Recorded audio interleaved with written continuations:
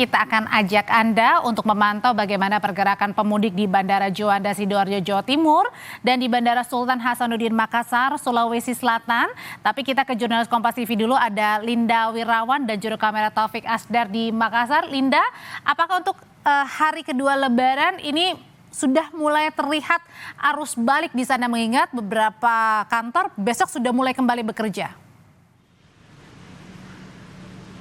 Baik, selamat malam Audrey dan juga saudara. Benar sekali kalau tadi pantauan kami di Bandara Sultan Hasanuddin Maros, Sulawesi Selatan sudah mulai ramai para penumpang arus balik. Walaupun sebenarnya secara resmi arus balik itu kalau di Bandara Sultan Hasanuddin Maros akan dimulai besok, tepatnya di tanggal 23 Maret 2026. Namun memang dari pantauan kami tadi bandara sudah cukup ramai. Sedangkan untuk arus balik sendiri diprediksi akan mulai besok tanggal 23 Maret sampai tanggal 29 Maret 2026 dengan prediksi puncak arus balik jatuh pada tanggal 28 Maret 2026 dengan total penumpang kurang lebih ada sebanyak 39.225 penumpang.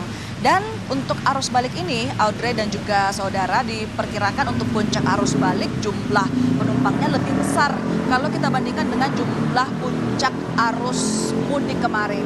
Ini diakibatkan karena untuk di puncak arus balik ini para penumpang arus balik ini mereka bersamaan karena hari libur yang sudah habis. Sedangkan kalau untuk puncak arus mudik kemarin memang jumlahnya lebih sedikit karena para pemudik ini pulang ataupun mudik tidak dalam waktu yang sama. Ada yang di awal, ada yang di pertengahan, atau ada yang di puncak arus mudik itu sendiri. Itu kemudian yang menyebabkan puncak arus balik ini jumlah penumpangnya lebih tinggi jika dibandingkan dengan jumlah penumpang di puncak arus mudik.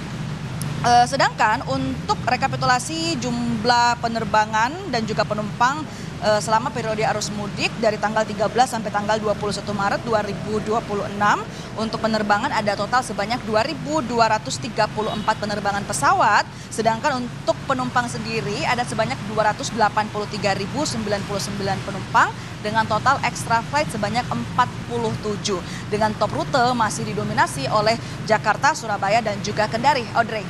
Linda, lalu bagaimana antisipasi atau persiapan dari pihak bandara sendiri dan juga maskapai mengantisipasi, kan kalau dibilang tadi arus balik nampaknya akan sama waktunya daripada arus mudik. Nah, bagaimana untuk mengantisipasi seperti delay misalnya?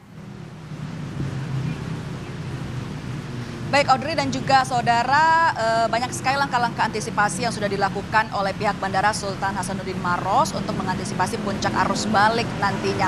Mulai dari berkoordinasi dengan semua pihak, mulai dari pengamanan seperti TNI Polri, SAR, ataupun juga di perhubungan untuk melihat cuaca, juga bekerja sama dengan BMKG, Kesehatan, Jasara Harja, dan juga ini dilakukan oleh pihak bandara untuk berkoordinasi agar mencegah ataupun mengantisipasi adanya kejadian-kejadian yang tidak terduga. Untuk itu juga pihak bandara juga membangun posko angkutan lebaran di bandara selama periode mudik Idul Fitri 2026 dengan mensiagakan sebanyak 1.257 personil. Nah, posko angkutan lebaran ini, Audrey dan juga saudara, bisa memperlihatkan mulai dari data trafik penumpang, perakiraan cuaca, pengamanan, serta layanan kesehatan 24 jam. Jadi memang posko angkutan lebaran ini beroperasi selama 24 jam untuk bisa memastikan keamanan dan juga kenyamanan penumpang. Selain itu dari Bandara Sultan Hasanuddin Maros, Sulawesi Selatan sendiri, ini selalu mengimbau kepada masyarakat ataupun para penumpangnya untuk menerapkan pola 321, yaitu 3 jam sebelumnya sudah harus berangkat menuju ke bandara, 2 jam sebelumnya sudah harus check-in, dan 1 jam sebelumnya harus menunggu di ruang tunggu sebelum keberangkatan agar kemudian bisa melaksanakan perjalanan yang nyaman dan juga aman. Audrey. Ada pola 321 ya yang diterapkan oleh masyarakat supaya tidak terlalu lama di bandara dan juga tentunya cepat sampai tujuan. Oke.